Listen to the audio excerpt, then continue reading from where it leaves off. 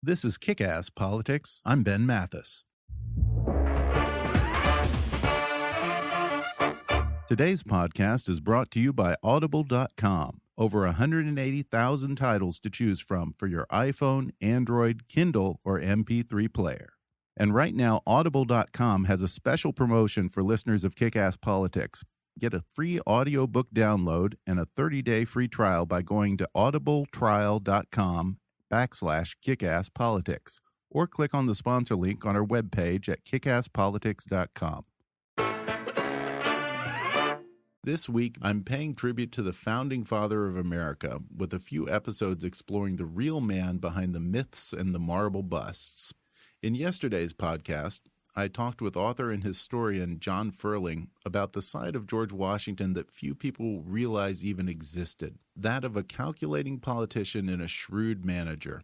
In part two, we'll delve even further into what motivated George Washington to seek the highest office in the land, what motivated him to leave the same office eventually, and what he might make of the political landscape in America today. All that and more in just a moment.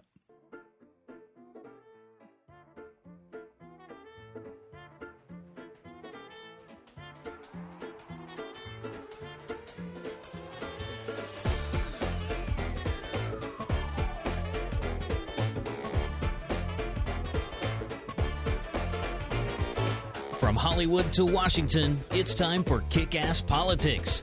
And now here's your host, Ben Mathis. We're continuing our talk from yesterday about the political genius of George Washington. Thank you again, John Ferling, for joining me to talk about George Washington's political leadership. Well, thank you very much for having me.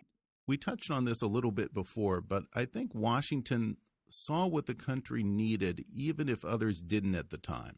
Most of the others in the Constitutional Convention favored a much weaker executive branch of government because they were afraid that the president would turn into just another King George III.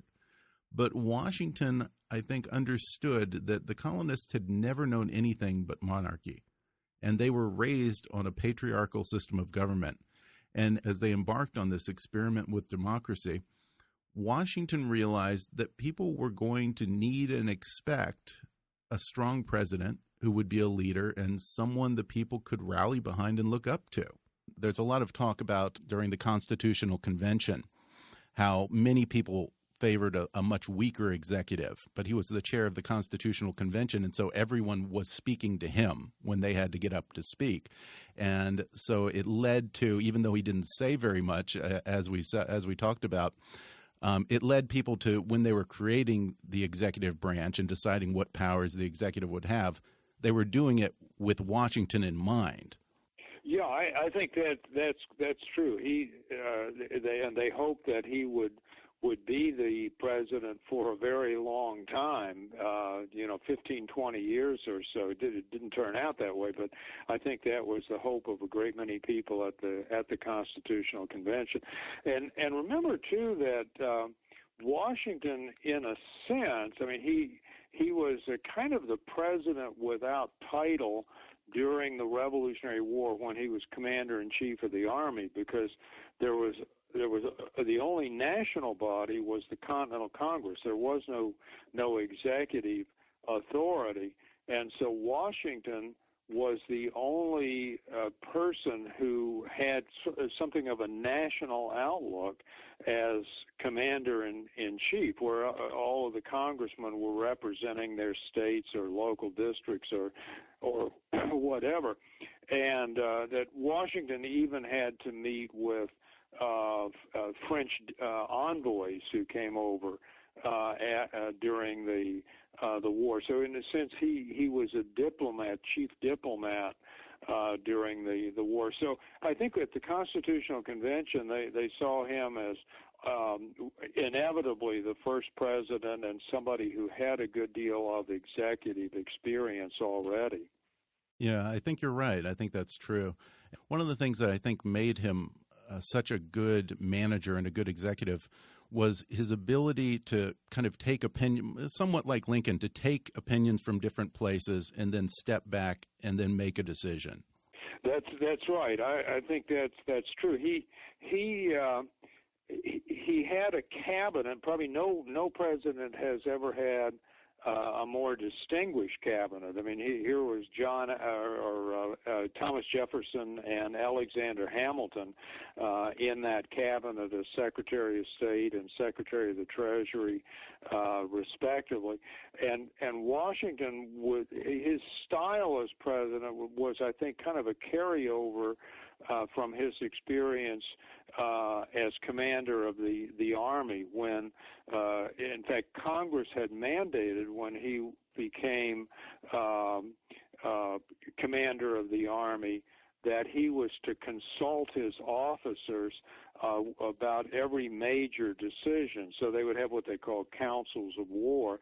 And he brought that to the presidency, too, by convening the cabinet on a regular basis, presenting the major problems to the cabinet. He would have the cabinet members write out lengthy memorandums outlining their position on things, and then Washington would read those opinions, say, for example, whether he should sign the bill creating the first bank of the United States. He would read those opinions and then take his time thinking about it and make his decision. And even, in fact, when war broke out between France and England, about 3 years into his presidency, he actually left the capital, went back to Mount Vernon, and stayed there for about a month, spending his time away from the capital, giving thought to what policy should the United States adopt. Should we honor our alliance with France, or should we remain neutral in the European conflict, or exactly what should we do? And of course, he had something of a luxury in his time that modern presidents don't have, and that is he didn't have to make instant decisions. It was a very different world in the 18th century because it took so long for word to get across the Atlantic. Right. Well, I'm sure that must have frustrated some people. One of the other things, kind of part and parcel of his gift of silence, is people talk about how if he didn't want to answer a question, he just wouldn't. And I can't think of many politicians that do that. And I guess on a larger political level, I can think of the Jay Treaty with Britain at the end of the war, how Congress wanted to see all the papers related to the negotiation of the peace treaty with Britain, and he just outright refused. That's right, yeah. And he regarded it as an executive matter. The Senate did have to ratify the treaty, but he regarded it as an executive matter, and so he would make his decision in what he thought was the best interest of the country. Yeah. Well, I'm curious, what are some of the other things that maybe we haven't covered here that are some of his great attributes as a politician? Well, I think other than the one that I mentioned where he convinced people that he was above politics, was that Washington came into office with a stature that virtually no other president has ever brought to the office. I mean, he was revered as the victor in the Revolutionary War, and a person who had served with honor, who had sacrificed. There was no hint of scandal about his behavior in 8 years during the war.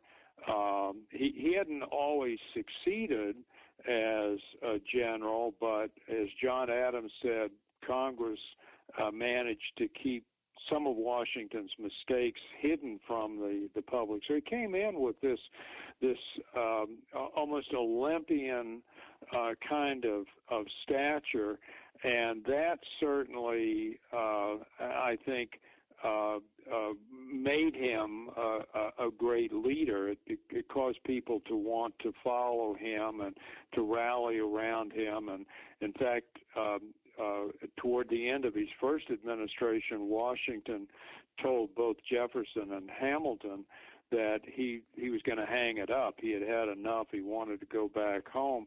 And both Jefferson and Hamilton wrote to Washington and said pretty much the same thing, that if we have you to hang on to, we can hang together. That is, the country can stay together. It's essential that you serve a second term. And I think, too, I remember a comment that John Kennedy supposedly made one time where he said that to be a great leader, one must have people both love and fear him. And I think Washington, I think people responded to Washington in that way too, that people loved Washington, respected Washington, revered Washington, but there was also a fear of Washington. He was a guy that you didn't want to cross. People had crossed him during the Revolutionary War. There was a movement around 1778, in fact, to dump Washington and replace him with General Horatio Gates, and pretty much everybody who was involved in the move to dump Washington really paid for it. They lost their reputation, and from that point on, I think it became pretty clear that it was kind of the third rail of American politics to cross Washington. So I think there was some fear of Washington, and I think you can see it in Jefferson that. Jefferson, for example, left Congress right after the Declaration of Independence was approved and independence was voted on. He went back to Virginia and he serves in the Assembly in Virginia, and he turned down Congress's request to go to Europe as a diplomat and whatever. And in 1779. Washington wrote a letter to George Mason, his neighbor in Virginia. He didn't write it to Jefferson, but he wrote it to Mason, knowing that Jefferson would get it. And he says to Mason, "Where is Thomas Jefferson when the country needs people of his ability serving?"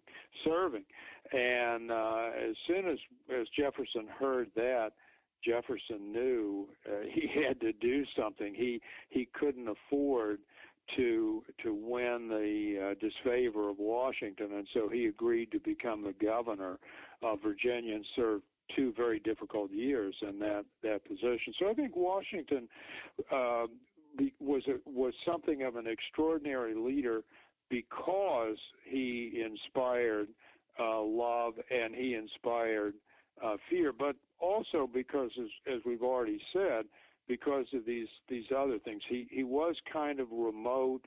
He was seen as virtuous, as honest, and as thoughtful, and above all, convinced people that the decisions that he made were not narrow partisan decisions, but decisions made in the national interest. I'm not saying that Washington wasn't partisan. I think right. he really agreed more with the Federalists as time went on in his administration, but I think he succeeded in convincing people that he was nonpartisan and that the decisions that he made were made solely in the national interest. And I think largely they were made in the national interest.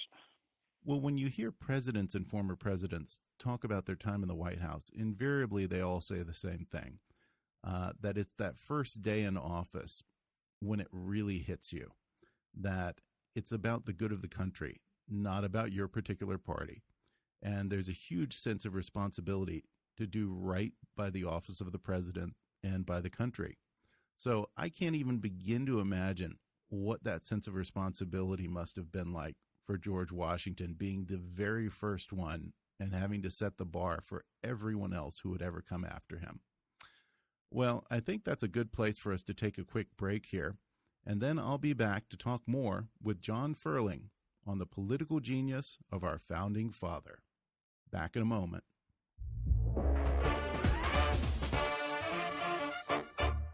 This portion of the podcast is sponsored by Fiverr. That's Fiverr.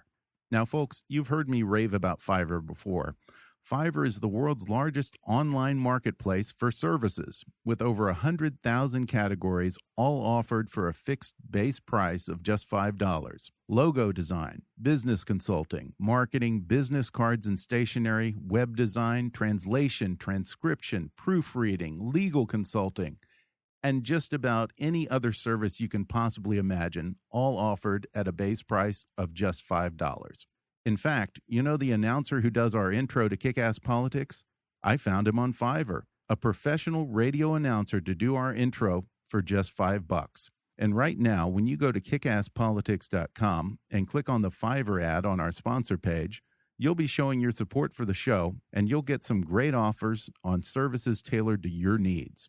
Whatever you need done, find it on Fiverr. If you like Kick-Ass Politics and you want to keep us on the air, then please support the show by making a donation to our GoFundMe campaign at gofundme.com/kickasspolitics, or go to the show website and click on the donate link. Your support will help keep us producing new and even more interesting programs in the future. That's gofundme.com/kickasspolitics. Now, enjoy the rest of the show. I'm back with John Ferling. We were just talking about George Washington's ability as president to give at least the appearance of being above partisan politics. And when you read his letters and his speeches, he does seem to have just a disdain, if not outright contempt, for partisanship. I mean, it's easy for us today to bash partisan politics, but taking sides and forming alliances with others who share your values, I mean, that's been a part of politics from the very beginning. So then tell me, John, what was behind Washington's contempt for political parties? Well, I think at the time that there had been all through the colonial period a sense that political parties were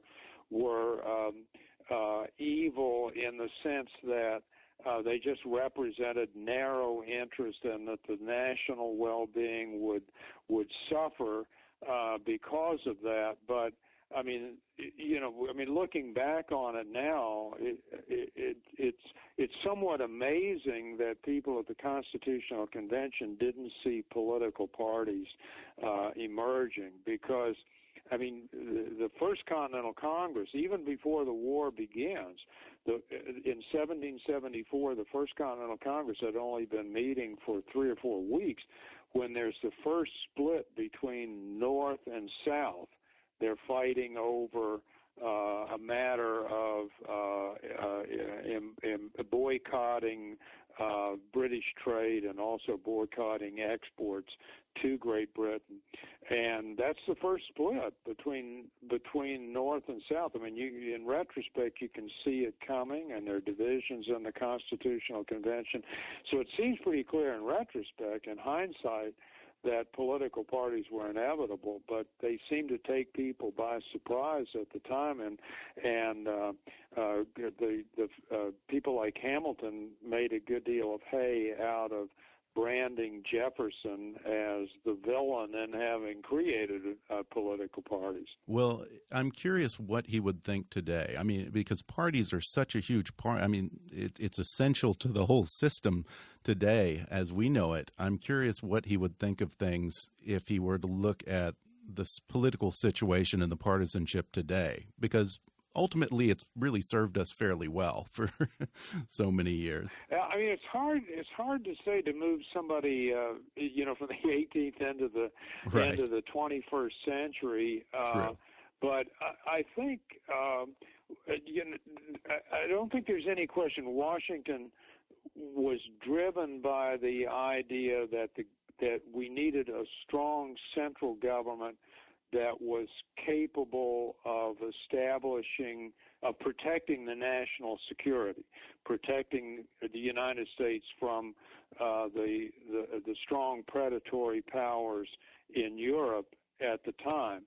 And so I think from that standpoint, if he came back today, he would probably be very happy with the fact that we spend so much money on defense, and that we are so strong, and we're vigilant, and whatever. With political parties, he probably, I think, would be somewhat aghast at the behavior of presidents today, and I don't mean just Obama, but I mean presidents in general, and in the modern age. He came from a different age and a different time. I mean, here was a guy who didn't shake hands with people. He bowed to people, and was not good at making small talk and whatever. So he would have, I think, been probably somewhat flabbergasted to see what has come down the road since his time. I mean, he dies just 2 weeks before the 19th century begins, and he's very much a person of the 18th century. Right. I can't picture him faring very well in a 24-hour news cycle with bloggers and everything, scrutinizing every move. Well, I'll ask you just one more question, and this is something that I personally have always kind of wondered. We make a lot of the fact that he served 2 terms and then stepped down. And certainly that is a huge, huge thing to do for someone who's handed all that power.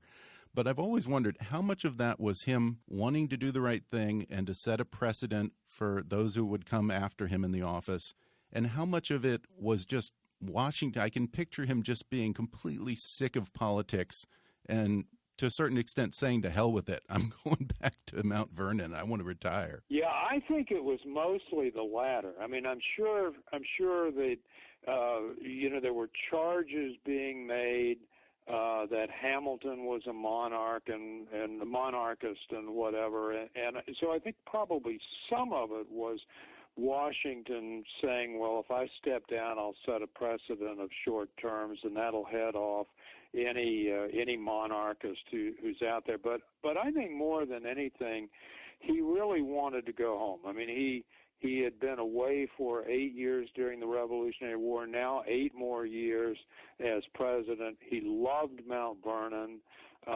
He wanted to get back there. He had, in fact, redesigned Mount Vernon and added on to it during the Revolutionary War, and had hardly had an opportunity to enjoy it. And also, I think Washington came from a family where men tended to die at a rather early age. That half-brother, Lawrence, was 32 when he died. Washington's father, I think, was 43 or 44 when he died. And George had gotten into his early 60s by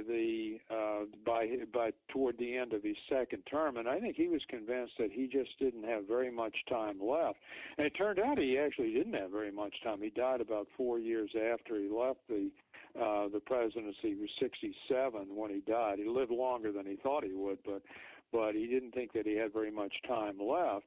And I think he wanted to get back to Mount Vernon and just enjoy himself in the time that he did have, and get out from under the political pressures and get out of office. Well, he certainly, I think, earned the right to have a little R&R and finally get to retire after everything he did for us.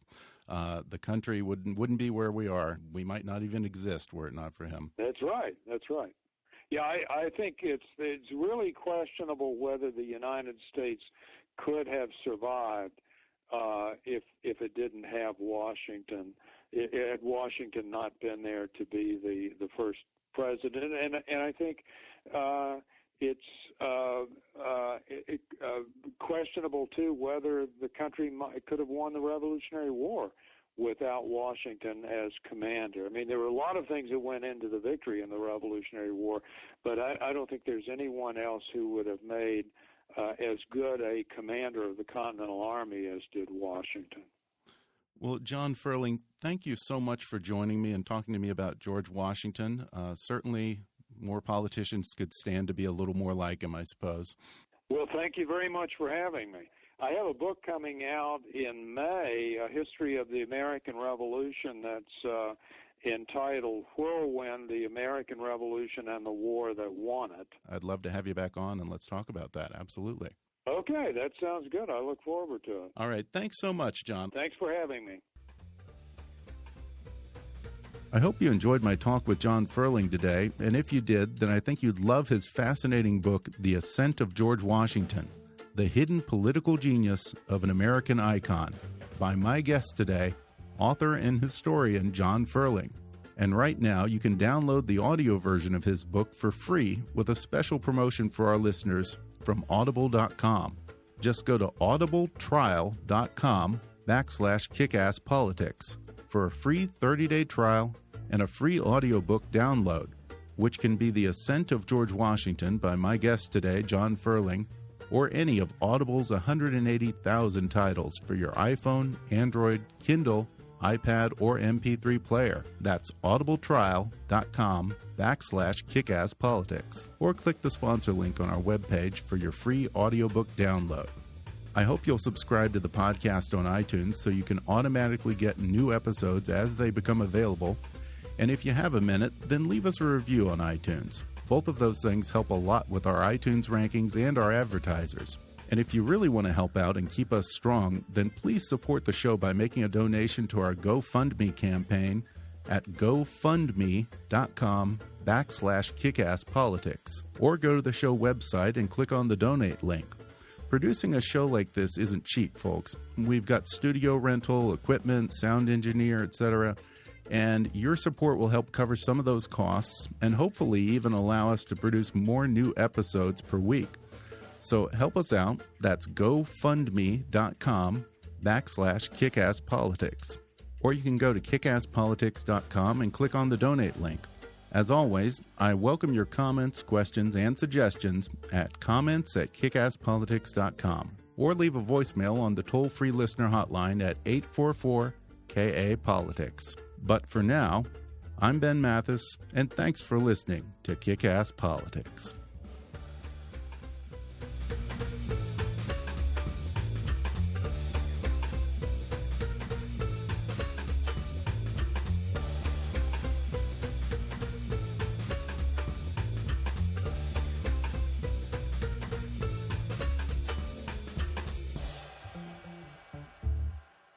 This podcast may not be reproduced without express written permission. Kick-Ass Politics is a trademark of Mathis Entertainment, Inc.